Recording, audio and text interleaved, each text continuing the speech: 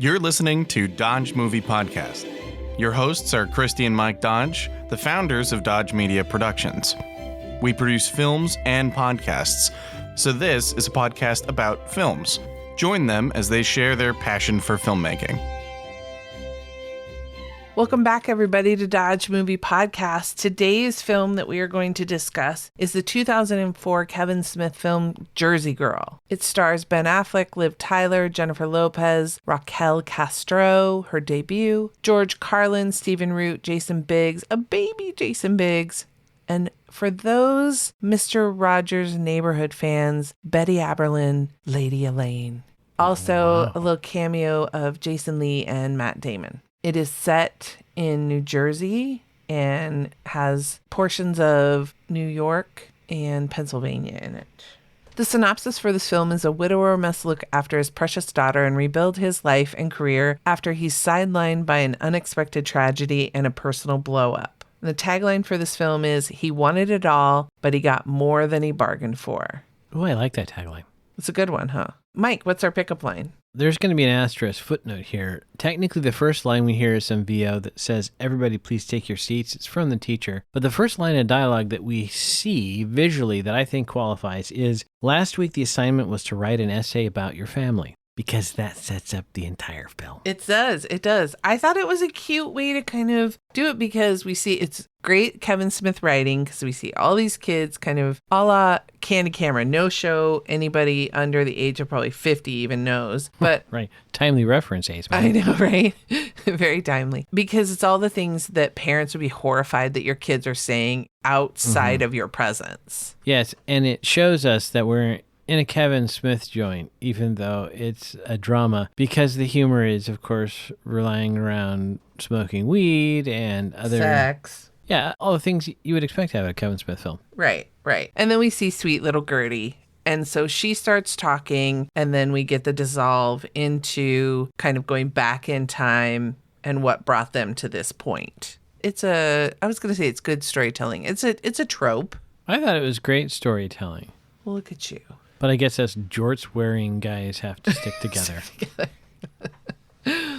So I kind of have put in an extra category in one of the things that we occasionally talk about, but one thing I note is the acting in some of these films. And what's fun about this film is Kevin is very loyal and he likes to put a lot of the same people in his films. And I think part of it is, as we know, you work on a movie set, you create a family, and I think you want to be with these people again. I mean, we've seen it. That's what the Ocean's 11 franchise is. That's what Adam Sandler does. You know, he's not the first one to think of it. Kevin Smith has put George Carlin in other films, and I just think, I mean, outside of his stand-up, this is George Carlin at his best, in my opinion, but I'm very biased because I love Carlin. Does a great job, I think, in this role. Absolutely. Because he's like the cantankerous grandpa, but then later on, we see that he has heart and he can bring wisdom to his son, and he plays Ben Affleck's dad.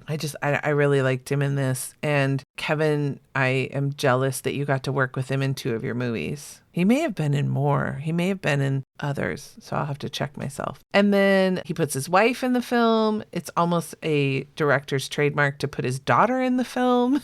So she's in the film. I thought it was really good casting of Raquel Castro because she looks like she could very easily be J-Lo's daughter. She even looks like J-Lo's actual daughter. Right. I think it's interesting that the film is entitled Jersey Girl, and you talked a little bit about that character, but I think it's really about Ben Affleck's character of Ollie more than it is about the daughter Gertie. Yes. As far as cinematography goes, early on in the movie, we've got some shaky handheld during the childbirth scene, which I thought was very accurate because Jennifer Lopez's character doesn't make it, everyone. Spoiler alert.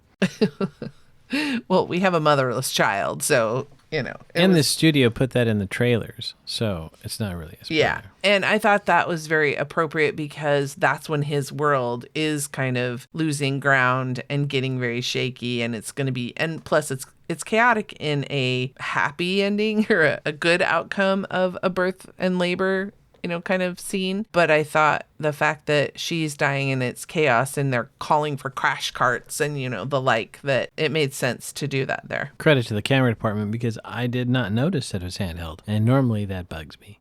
Does it bug you if it works If it feeds the story. In this case, it worked, so no, it doesn't bug me if it works. We made note, one of our pauses was there's a Central Park shot, and it's near a very famous fountain, one I did not go see, but it's in a lot of movies, and it's one of the places I did want to go see. And there's not a person in sight except for Ollie and his daughter Gertie. We paused, and he started to ask me, and I go, this shot had to have been done at like 4 a.m. So short of a bomb threat, I don't think that part of the park is ever empty. We tried to decrypt looking at the angle of the shadows and other things. I do agree. I think it was done in the summer when there's a lot more daylight hours, and it was done extremely early in the day, and they probably still had to push people out. Yeah, oh, absolutely. Which New York is one of the places that, for those of you who don't know, I'll just quickly say I did a study away program in New York. And one of the things we did is we went to the Paley Center, I think is what it was. And we had a talk from the New York Film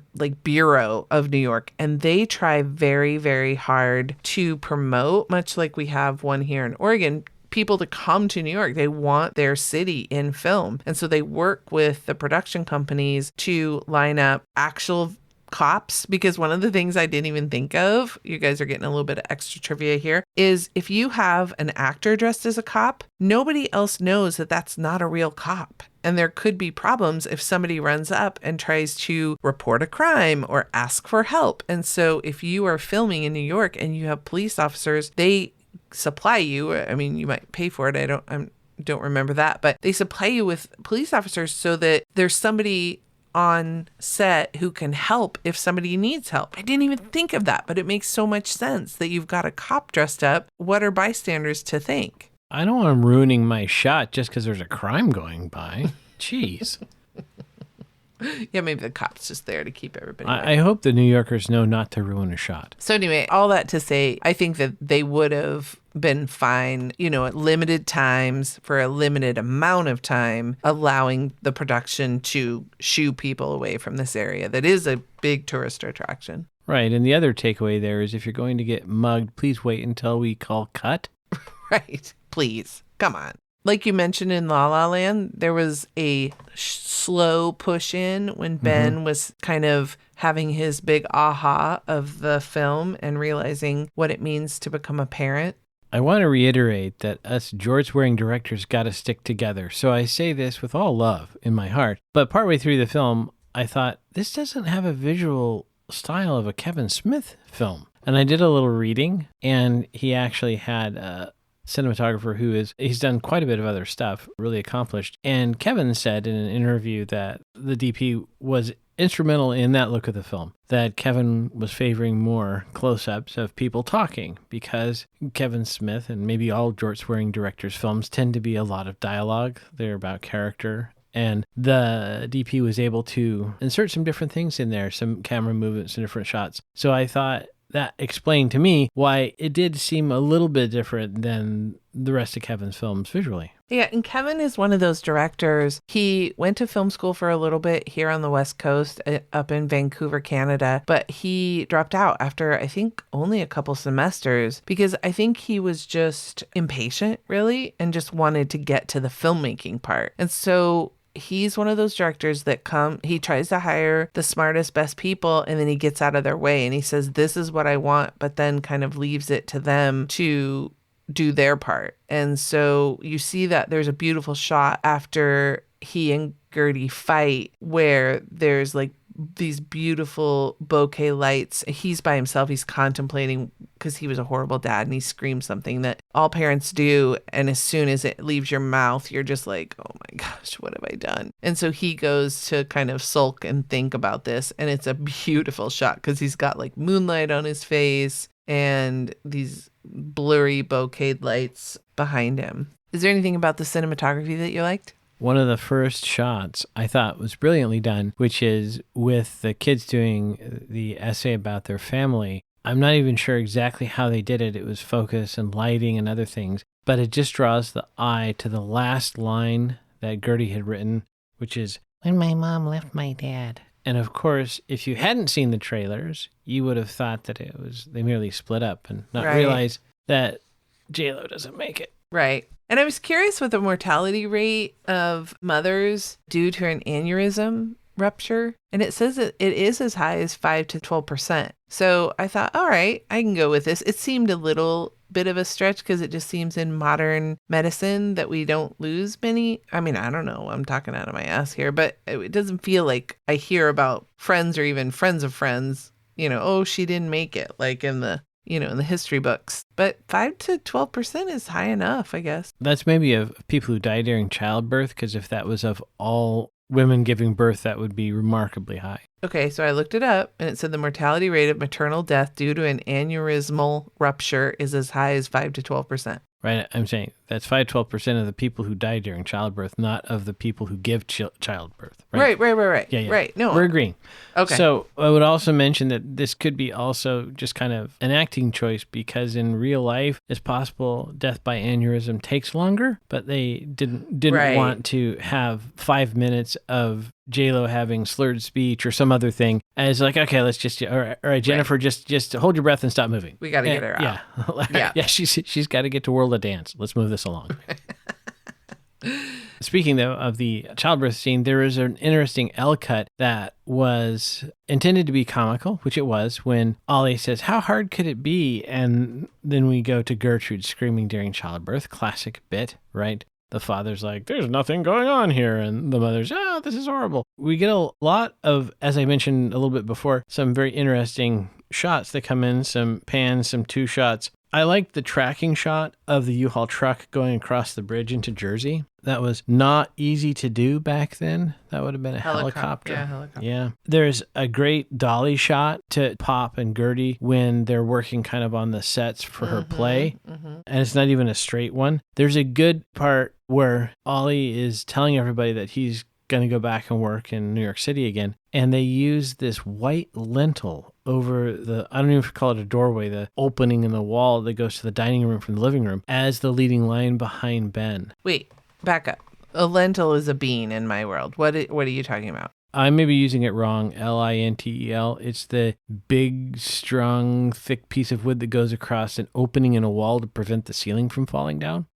So maybe that's not the right word, but they used that top of that opening, the doorway-ish look opening, as a leading line that intersected exactly with Ben Affleck's eyes, which is, I thought, good setup there. But probably my favorite cinematographically is when Maya and Ollie are talking outside the video store late in the film, and they shoot Liv Tyler as if she is golden era Hollywood actress. I mean, the lighting and the gels. And I think that was where I paused and counted something like 6 lights, catch lights in her eyes. I mean, she was lit. It looked to me like they gelled the lens. I mean, she looked gorgeous. And they cut to him, and he's lit maybe by the practical of the street light that was already on the street, not even an added production light. He's kind of not even lit. It was so, the difference was so amazing. Yeah, once you pointed it out, it was pretty glaring. Right. Well, okay, sorry, Ben, but, I mean, there's Liv Tyler.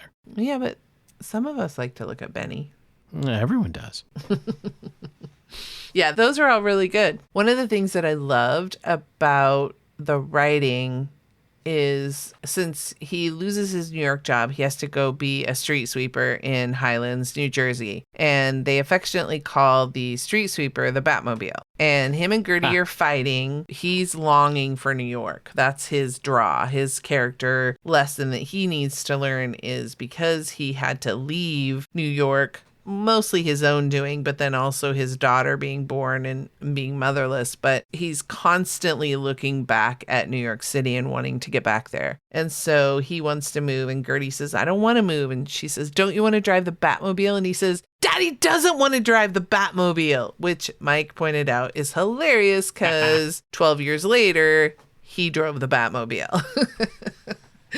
Kevin couldn't have foreseen that, but that was beautiful writing. To my knowledge, he couldn't have foreseen that. Yeah. So much of the dialogue is Kevin Smith. Absolutely. Right? There's just so much of it that when one of the characters, often Ben Affleck's character of Ollie, delivers a line, I hear it as Kevin. So wonderful things like they're all just skinny because they're coked out whores. Right. That was fantastic. And there was also one that was exactly Kevin to me was when Ollie says, a dumbfounded, mouth agape look of shock might be construed by some as an editorial comment. Yeah, that's so Kevin. That sentence is about Kevin. Yeah. Well, and in the trivia, I do remember it said that Kevin wrote this film largely in part and influenced by his parenting of his daughter. And this is why I love Kevin Smith. Say what you will about his films. I know they're crass. I know that the humor is very, very, very blue and not for large audiences. But to me, this film describes the person that after, I can't even count how many hours of podcasts I've listened to. This is who he is. Like, he is a sweet, dad who cares about his family, who values family. He can have the aspirations of, kind of making it and all that goes into that and what your ego does to you. But, at the bottom line, he loves his family. And that's who I guess my Kevin Smith is, the sweetheart, not the guy who made the donkey movie, right? Yeah. I think it's kind of the weird part that, a person could be both. Yeah. So true. So true. I love partially it's editing and partially writing. There's a great scene where Ben walks in on his daughter and her little male friend not necessarily playing show and tell, I guess, not doctor. Yeah. Show me yours, I'll show you mine. And so there's this great scene to cut to him. They're opposite him. He's sitting on the coffee table. They're sitting on the couch. And he says, what are your intentions? Only later to be mirrored when Gertie walks in on Maya and Ollie in the shower. And they mimic the scene, only this time Gertie gets to be the one asking, what are your intentions with my father? Which I thought that was fun. That's a nice twist. Another classic case of Kevin's own voice bleeding through is when Ollie says, if you come back with a ring.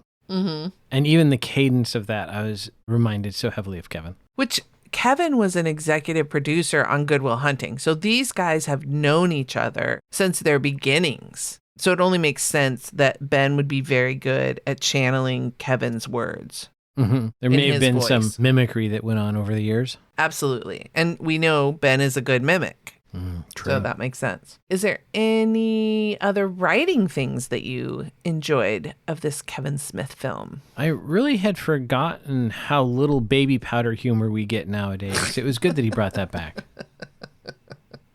That's a very funny scene. Yeah. Right. Even the dialogue there with the bicycle messenger is also kind of funny. And I liked the bit there where he was the guy that knew what was going on and the other three grown adults had no clue. Mm-hmm. That was nice. This is kind of homage to our era, right? It's only a very small segment of the world is going to get that a video store had the section with the hanging beads. Yeah. Right. Again, people don't really know what video stores are because they came and went fairly quickly. I was thinking that while I was watching the film. Yeah. That there was probably a few years there where it seemed like the video store business was the be all and end all, but in reality, boy, it just went away because of the technology. But back then, they segmented the naughty movies with naked people in them from the other movies in a little room in the back, and it had these hanging beads or maybe the saloon-style swinging doors to increase the shame of a person who had to make a big deal about going back into there to get them. And so Kevin wrote a bit about that, and it was very Kevin Smith because later in the film, when Maya is upset, that's where she goes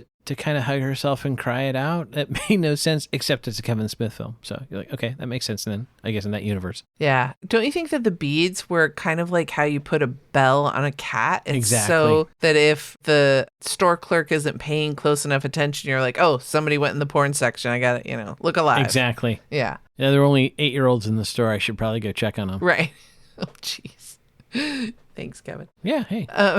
Okay. One last thing I want to talk about writing. I misremembered the scene with Will Smith, and I remembered it as just a funny, quick little scene. But as watching it this second time, it went on for a long time. Much longer than I remembered. And I feel like it's almost like the heart of the film. Not only is it Ollie's transformation, but it's like the whole point of the whole film. I think that's the climax of the film, actually. Yeah. I would argue that the running to and the play is the denouement. Yeah. And not only are we seeing this kind of what starts out as this awkward, like, oh shit, Ollie's going to get his comeuppance because of what happens. It doesn't happen. And instead, he learns something quite important. I think Kevin also was having a little bit of a commentary there that the character of Ollie thought, oh, he had this epic meltdown and other PR flacks know about it. But Will Smith, who was the subject of the meltdown, doesn't know who he is at all. Yeah. Right? No, that's a good point. That's a really good point. And that often happens in our own lives. We think something is a major thing. I mean, I even had this happen. I carried around this guilt for something that happened. And when I finally crossed paths with the person again and apologized, they were like, I don't even know what you're talking about. Right. The Tacoma Narrows Bridge could have happened to anybody. Don't worry about it. Always got to be smart ass. Yeah. Guys. I'm ready to move on to editing unless you have any more writing things. We can move on to editing. Okay. My two favorite editing moments were Ollie finds out he has an interview back in New York where he's been longing to go back. And as he is celebrating and talking about all the different places he can go and the apartment that they can get and all this stuff, you hear him and then they cut to each of the people that is now his new family, being his father, George Carlin, the uncles, quote unquote uncles, Stephen Root, and what was that guy's name? You looked it up. And I have now forgotten. Okay. I apologize to that actor. Yeah, he's a great actor. And so they play, and Ollie has to keep reminding Gertie, those men aren't your uncles, but that's a family that they have created. And so we see each of their faces and Gertie's face, and they're sad. And so he's oblivious because he's in his own world celebrating, and they are sad. So that's a very good, I thought, show don't tell, that they're having two different experiences and he is still kind of a little not quite clued in onto what's best for everybody. And then my other favorite part was he is racing to get to her play and the tension that is built. This is a common,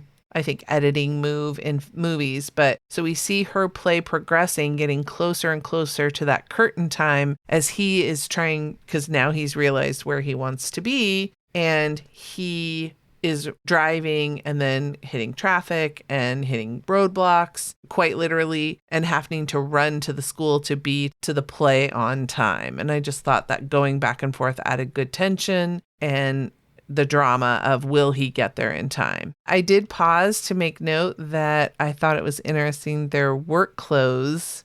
I realized as I'm looking at their safety vests. Yeah, good catch. And they're all so dirty. I went, oh my gosh, those costumers, I bet, bought brand new Carhartt jackets and work clothes and then had to dirty them up because they were very realistic looking. And I just shout out to the costumers of Jersey Girl. I read or heard of something, a story about an immigrant from like 100 years ago who would make money by wearing other people's shoes to break them in. So now in my mind's eye, I see them looking around the set till they find a PA of about the right build. And they're like, okay, you got to wear this jacket for the next 4 months to bring it back broken in. Go roll in the mud. Yeah, so there's some guy in LA, it's 180 degrees, and he's got this Carhartt jacket on as he's commuting to and from work so that it gets like properly sweated in. Yep. Did you have any other costumer set things? So I had two costume things. One is Ollie moves back in with his dad. He's unemployed. He's a dad, yet somehow his hair is gorgeous. Oh, well, it's Ben Affleck. Come on. Okay, I understand functionally why, but to me, from the story, it didn't make sense that it would be that good. He wouldn't spend that much time on it. There wouldn't be Or would he? product. Because Ollie was more of a vain.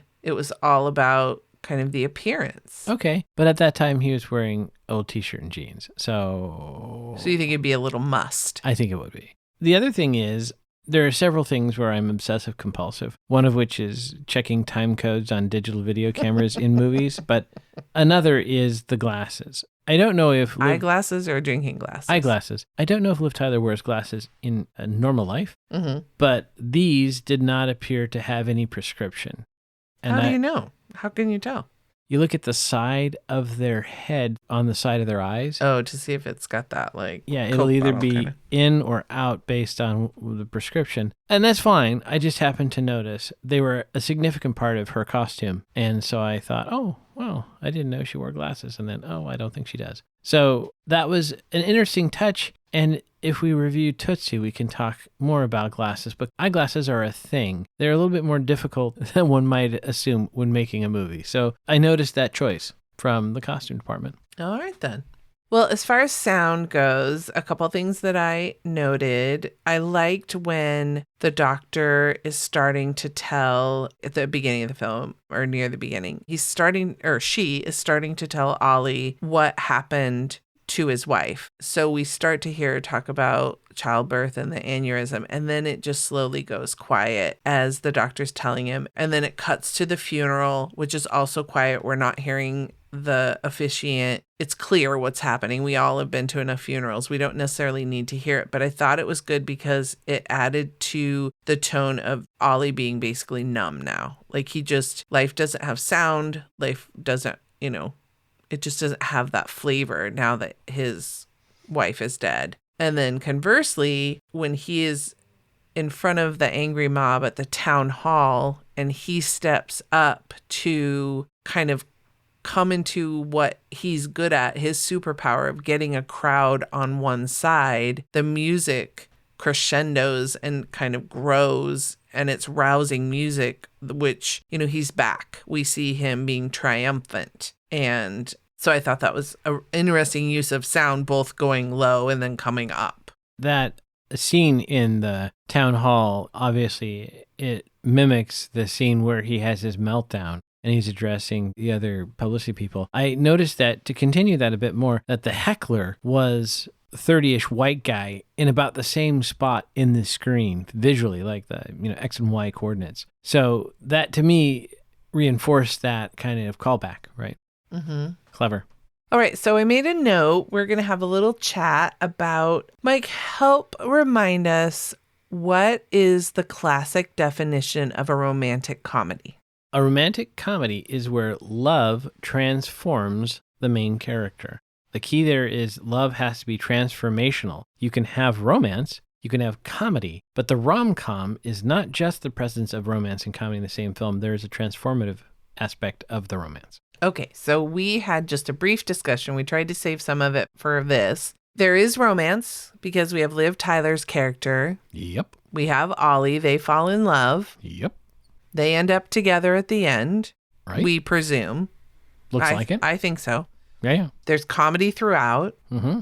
and Ollie transforms, correct? He does, but he is not transformed by the love. Right. So I was just going to say, but we think that technically this isn't a romantic comedy because it's the love of his daughter, which is not a romantic love. Thank goodness, Kevin Smith. Yeah. It is just the love to provide her what would be best and what she desires of living in Highlands rather than New York City. Mm-hmm. I think so. I would argue, as I have, that this is not a classic romantic comedy. Because of that, in some sense, in my opinion, it's probably more dramatic than comedic as far as the tone of the film. Mm-hmm. Right? There is some great comedy. Kevin can't help but be funny. Mm-hmm. But I think ultimately it is this dramatic story. Part of that is because the character of Ollie, portrayed very well by Ben, perhaps, is not likable. He's not a good guy, right? Right. He's not the person that in the opening scene we're pulling for, even though he's a bumbling idiot. Oh, and then he meets the beautiful Liv Tyler and things get in their way and then they get together. This is not that story. This is a person who is apparently redeemable eventually. But when we first meet him, he's not very likable. Right. Even the night of Gertie's birth, him and his wife are fighting. Right, because he's a scumbag who showed up late for the childbirth. For the childbirth class, but he cares more about that party they're going to than her and her comfort in late stage pregnancy. Mm-hmm. Yeah. Okay, we do have some smoochies though. Smoochie. With Ollie and Mia's character, Maya's character. There are scenes where their lips touch, but I don't know that it qualifies as smoochy, because it's not particularly romantic. It's just kind of like a wham bam thank you man kind of thing. That's another thing is often the romantic comedy near the end of the film, the two have a romantic kiss. That is a trope of a romantic comedy. Right. That's kind of the climax, no pun intended, of that romance. Well, it is Kevin Smith month. It is. For example, in Sleepless in Seattle, famously, they do not kiss on screen. Right.